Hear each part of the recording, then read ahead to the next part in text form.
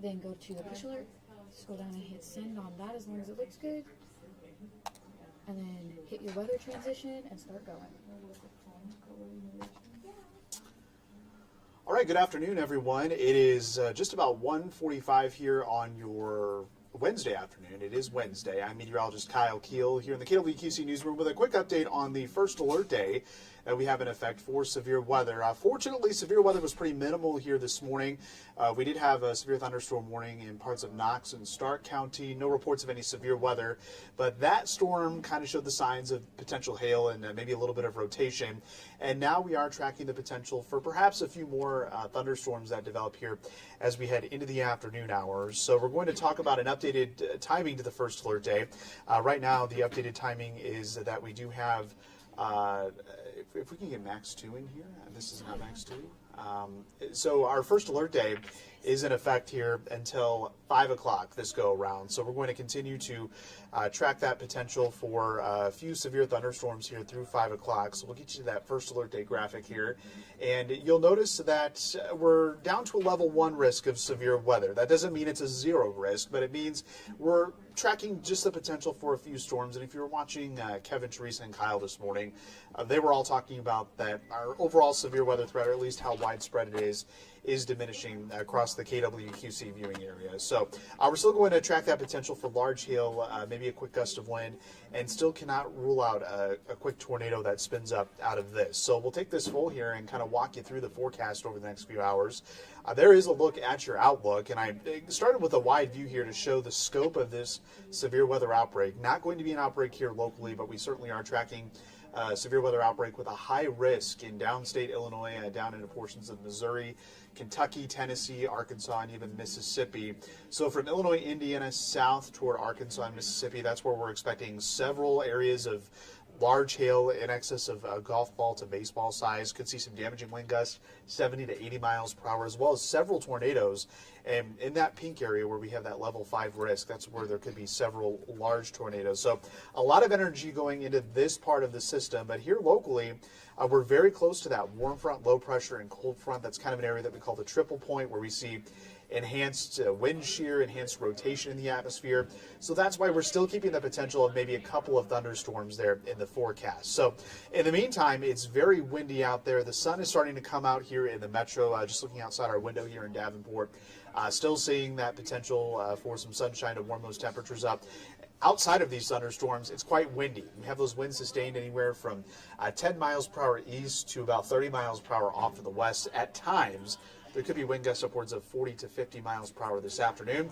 Temperatures have really rebounded after that rain moved through. Still some rain-cooled air there around Rock Falls, Princeton, and Kewanee. However, we are starting to see those temperatures get close to 70 degrees there around Muscatine and Washington. So that's just a sign of the air becoming just a bit more unstable. And you also notice those dew points climbing into the 50s and 60s. So yes, we are kind of recovering ahead of that cold front, which is something that we said that we had to watch very closely here heading into the afternoon hours for that development of the severe weather. So right now, first alert live Doppler radar shows really no rain here in the TV6 viewing area. That's now cleared to the north and east. But you notice just west of Waterloo, we have a couple of thunderstorms that have developed. Again, this is very close to that warm front, very close to that low pressure system. And I want you to take note just below that big L, that low pressure, those are cumulus clouds that are starting to build. So these need to be watched very closely as they tap into this more unstable environment for that potential for growth into thunderstorms, which could then in turn potentially quickly go severe depending on the environment. We are not sure if the National Weather Service is going to send up an additional weather balloon here shortly to get a look at the atmosphere, but certainly we're going to be watching trends hour by hour. I noticed by 5 or 6 o'clock this evening that thunderstorm threat will come to an end, so it's a very small window of opportunity here, likely between 2 and 6 p.m. that we see thunderstorm development. And then behind that, we've got colder air that filters in, lows in the 40s. That's above average for this time of year, but we'll top out in the 50s here tomorrow with some clouds and perhaps a little bit of breezy conditions. So as we move forward here with Exact Track, kind of taking you hour by hour, notice it's not exactly showing the current location of the rain and the thunderstorms, but it does have that gradual development here between 2 and 3 o'clock.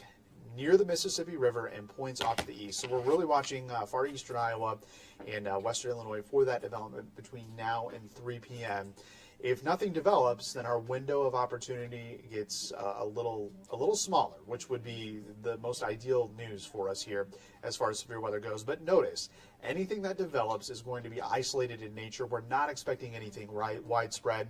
And then by 5, 6 o'clock, that threat moves off to the east, and we'll see some sunshine across the area as we see that cold front track through. It's still going to be quite windy here as we head through the evening hours. And eventually we will see some clouds move in here heading into Thursday morning. So, again, the overall severe threat is not looking widespread, but still we need to watch for just a few thunderstorms that do develop as we are starting to see that atmosphere recover from that rain that we had a little bit earlier this morning. So, once again, we're going to show you the first alert day that has been amended here through 5 p.m. for isolated severe storms, the threat, large hail, damaging wind, maybe a couple of tornadoes, and we are now down to a level 1 risk from the National Weather Service, or the Storm Prediction Center rather. And I just want to make it clear that level 1 risk means that we're just expecting maybe just a few thunderstorms. It more has to do with the coverage, not necessarily having to do with the intensity of storms. So we're talking 1, 2, maybe 3 storms that do become severe. So that's going to be something that we continue to watch here as we head over the next few hours. But just wanted to hop on here to the digital desk as well as on our Facebook to give you all the update, because again, this is something that we've been watching hour by hour as far as where this warm front lifts through, because really it hung out to the south with those storms this morning, but now that we've seen that rain cleared, that's allowed that front to move a little farther to the north, and that's where we are getting the air to be a little more unstable. So we still have some general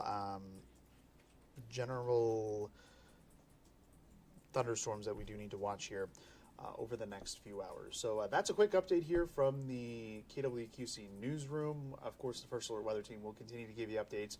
We'll have another one coming at 3 p.m. on Quad Cities Live. In the meantime, you can stay up to date on our website as well as the KWQC First Alert Weather app. Have a great day.